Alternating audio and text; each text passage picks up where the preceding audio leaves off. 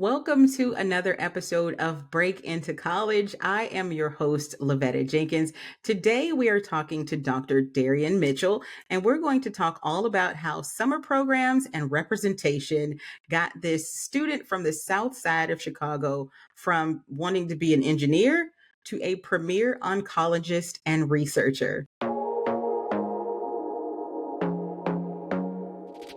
Welcome, Dr. Mitchell. So great to have you. Thank you. No, so nice to be here. Thank you for having me. So you have probably one of the most amazing stories, and I haven't come across anybody with one. Tell us a little bit about yourself and your background.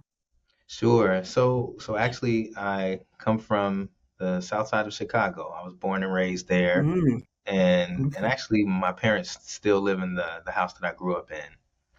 And it was a humble beginning. We were pretty much middle class.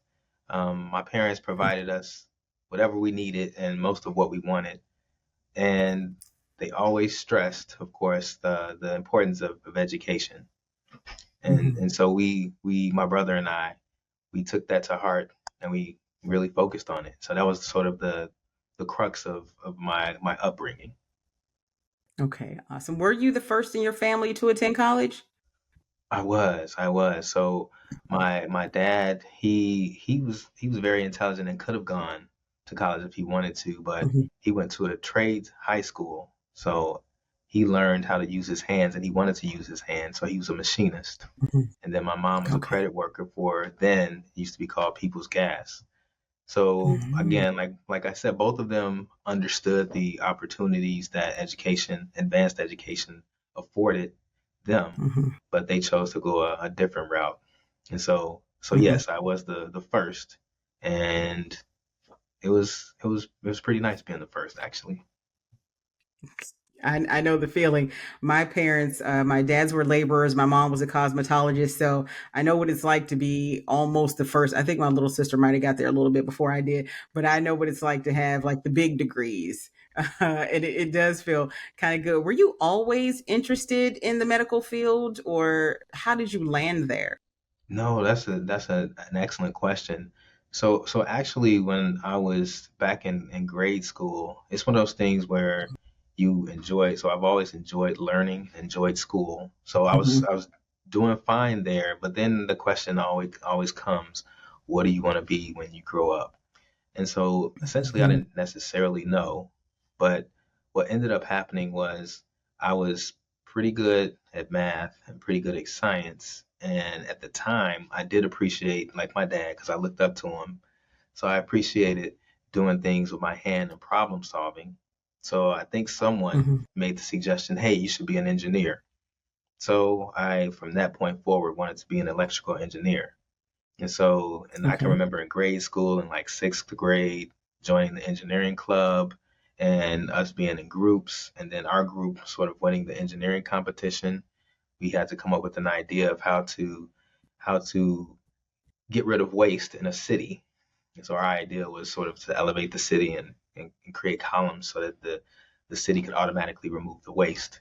And so that ended up winning a prize. And then throughout high school, I was a part of an engineering club, part of the executive committee, and so much so ended up going all the way to college, and I got a scholarship for electrical engineering. Wow. So I know you haven't said, but I know if you want to be an electrical engineer, how in the world did you get to oncology? Exactly. So then while I was in college and taking those engineering courses, after the first year, I was able to obtain a internship at at Mm, at a institution, or not an institution, but a company rather, there in okay. Champaign, Illinois, because I went to the University of Illinois in Urbana-Champaign. And it was a very well-paying internship. It allowed me to problem solve and it allowed me to interact with various people, and it was Okay. fulfilling. But it wasn't completely fulfilling, meaning that even though I got a chance to use my brain to solve problems and to make people's lives better, I really didn't have a up close and personal interaction with people that I did not realize that I enjoyed. So interestingly, I was in one of or in the process of taking or signing up for more classes for the following semester. And my very good friend at the time, who's now my wife, she and her friend were having conversations, and her friend was like, "Hey, do you think Darion would be good as a physician?" And then Janice, whenever she says something, you can believe it because she says things with conviction and confidence. And then she just said Mm-hmm. it She does. back like, "Yeah, yeah, he would be good," and didn't think anything about it. So she said that, and I was like, "Wow, I haven't considered being a physician." So honestly, I went and prayed about it, and then felt moved to then pursue that. So that sort of started that journey. And then at the Mm-hmm. same time, I was no longer as enthusiastic or excited about the field of engineering. And I like to tell this story, and the kids have heard it too, so much so that I started to care very little about my grades in my classes and did not do Oh. well and ended up getting dropped from school. So I got dropped, Oh. and then I was on probation for that next summer, and I was enrolled in the College of No Degree. So yeah, there's a college called the College of No Degree. So you're there in that college, you're on probation, and you have one chance to take classes and do well. So I got my act together. I Right. focused, and then changed my major to chemistry, and then from that point forward, um, was able to then pursue a career towards medicine. Even though there's more to that story as well. That's crazy that your best friend, who's now your wife, said, "Yeah, he'd be good." And it lit a spark in you. And you mentioned you prayed about it and then you pursued that path. How how big of a faith leap did you take to take that big pivot and go into medicine just because you kind of felt you could do it? Yeah, no, I'll tell you how big it was. It was one of those things where so at this point, because I had gotten dropped, my GPA was very Hmm. it wasn't competitive at all for to enter medical school. So my Okay. best route for medical school at that point would be a post-bac program. So I had to enroll into a post-bac program and then be sort of convinced and truly believe that this is where I was supposed to be because that was the only thing that I had on my mind and that was my biggest focus. And with this post-bac program, you literally only had one chance. So you literally had to Hmm. take medical school courses, do well in them, and then have the opportunity to be admitted to medical school. That's a big old leap. Other than getting dropped, what other challenges did you face maybe in the beginning of, starting out with college? Because I'm quite sure because both of your parents hadn't gone, was it a struggle for you to figure out that entry process to college, or did you have like a guidance counselor or someone to help you? You know, when I look back, it was one of those things where it was always something that you knew you were going to do. You knew college was the Hmm. next step after high school. And I would say that this was the case because back when I was in grade school, so throughout grade school, my parents had the mentality that, okay, you go to school and then over the summer, yes, you can Hmm. relax, but I want you to be active Right. in doing something.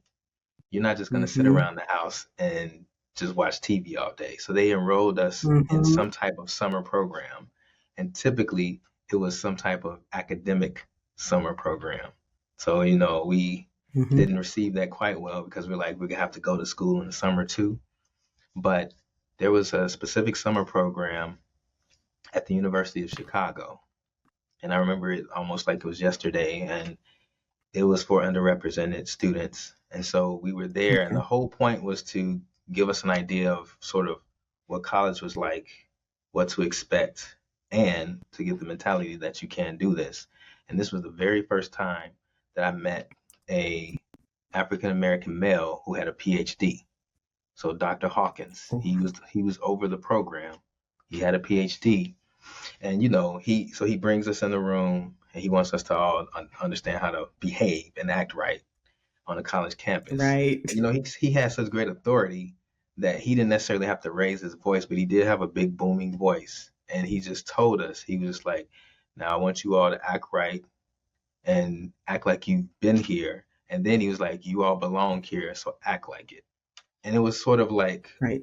a motivating factor because that was the first time where you were on this very prestigious college campus and you had the idea and understanding that here's this gentleman right here with a PhD. He looks like you. He's been successful. He says you can do it. So it's like, well, like my parents said, I can do it. So You can. from that point forward, it was like, that's the next step. So it was like, that's the next step. There was no real barriers to the admission process. And then the high school that I went to did provide guidance counselors. So it was more so, I remember having this really, really thick book at the time because, we couldn't Google things, but it was a Mm-hmm. big, big book of all Mm-hmm. the colleges. And then you read through all the admission criteria. And so that was sort of what I read through and helped me to figure out which schools to apply to. Mm-hmm. I think we might have had the same book. It was very thick. That was back, there was no Google, there was absolutely no internet, and you had to go to the library and pull out the card catalog to figure out how to do stuff. And now, that's a lost art. Nobody really knows how to do that anymore. And we sound like, old people, but it really was a different journey then than it is now. Now it's very easy. Everything is at your fingertips. If you want to know how to get into a certain place, pull out your phone, type it in, and there it is. We had to go hunt down the information. So that in itself is a little bit of a journey when it comes to admissions. What did you do to make sure that your children didn't have to face, any type of lack or hurdles when it came to getting into college or, maintaining well in school? Yeah, I think for Janice and I, the biggest focus has always been exposure, exposure, exposure. And Mm-hmm. so Mm-hmm. what we try our best to do is see what their sort of God-given bent is, their talents, their Mm-hmm. giftings, and then try to expose them to sort of those programs or those activities to see, in fact, if that's what they want to do, if they're interested in that, and then move forward. And then just like for us when they were younger, we just emphasize the opportunity to attend college and what that would afford them. And so now our oldest is at the University of Cincinnati, and then we have three others that Mm-hmm. are on their way. So again, we're just trying our best to expose them to different summer programs like we were Mm-hmm. exposed to, and then encourage them during school to enter in and be involved in different opportunities as well. Mm-hmm. Isn't it crazy how the things they had us do when we were kids in the summer are the things that we have our children do in the summer? And we kind of thought, oh no, it's like ruining my summer, but it did turn out to be beneficial. Exactly. Exactly. They'll learn and they'll thank us later. They definitely will thank you later, but not in the moment. If you could share a bit of advice for someone who might be interested in a path similar to yours, or who's thinking, I might want to do oncology, I might want to get into the medical field, but they're not really certain, what would you tell them? I mean, honestly, you can start by finding someone close or in the vicinity that you Mhm. are and send them an email or even a phone call or stop by their office and just ask them, can you meet with them and discuss their journey with them and go from there. I mean, that's an initial step. Secondarily, depending on what level you're in, if you're in grade school versus high school, you could interact with your guidance counselors and ask Mhm. them to direct you to different programs that essentially will give you more insight or exposure to the life of an oncologist. I would say those are sort of the Mhm. two most important things to consider. I mean, you would be surprised at the amount of people who would favorably receive those requests. I mean, I do get them fairly often when people will just send an email and ask for advice or ask for mentorship, and I have no problem doing that because those were the same things that were done for me. Mhm. Very good advice. Now, here's one that I tend to ask people and get them to think really hard. If you could change one thing about your journey, if anything, what would it be? You know, That's an excellent question. And when I think about that question, it's one of those things where you're like, well, if I were to change anything or certain things, I may not appreciate the person and the place that I am in right now. And so what I would actually say is if I could change anything, essentially it would be that I would sit more calmly and more intentionally in those moments and then appreciate Mhm. the hardness of it, the difficulty of it, knowing that I will get through it and that it will benefit me, but most importantly, it will benefit others as a result later on down the line. Because even still, for instance, looking back at the hiccup in undergrad, I mean, now I can talk to people about a atypical path towards into medicine. Mhm. I mean, I didn't grow up Mhm. knowing since I was born that I wanted to be a physician. I ended up becoming a physician after going through that hardship. And it was a long, circuitous route because I had to go through a post-bac program. So those opportunities now afford me the understanding of getting through adversity and then being able to talk to other people and encourage them through adversity as well. You're not just a physician, though. You're more than just an oncologist. Tell us, because I know you don't even want to brag on yourself, but tell us everything that you do in your position, because you've got a lot of titles. Yeah, no, so there's a lot going on. So I am a physician and I am a scientist. So I was able to go Hmm. to medical school initially, focusing on being a physician, but then had yet again, another favorable summer opportunity, this time doing research. And I can remember being younger, saying to myself, I would never do research because I never saw a point for it. But because I wanted a resume builder and some way to earn money, I decided to take this opportunity to do research over the summer. Absolutely loved it. And so then the second Hmm. summer, this was after my first year of med school, I did the same thing. And then at that time, my mentors saw that I had I guess the acumen to also be a scientist and recommended that I do the dual degree program, the MD PhD program. So that was another turning point where I had to again pray and get guidance, and that was a huge step because now I'm going to add an extra 4 to 6 years of education onto my journey. And so I did so Hmm. and never looked back. So now, after completing residency and being here at Ohio State now for 8.5 years, I have an active research lab that I am constantly working on and in and throughout the week. And then I see patients on 1 day a week in the clinic. And so I have the opportunity to treat head and neck cancer patients and do research to help improve the treatments for head and neck cancer patients, along with being What an a amazing husband journey. and a And dad a to four. father.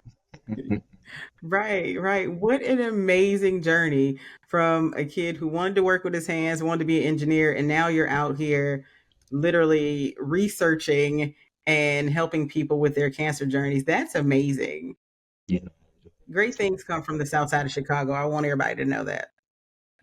Indeed. Yeah. Thank you so much, Dr. Mitchell, for being on with me today. I appreciate you taking the time because I know you could be curing somebody right now. I thank you. No, no problem. It's a pleasure. And of course, if anybody from this moment wants to reach out to me and get any type of advice or guidance, I'm available. So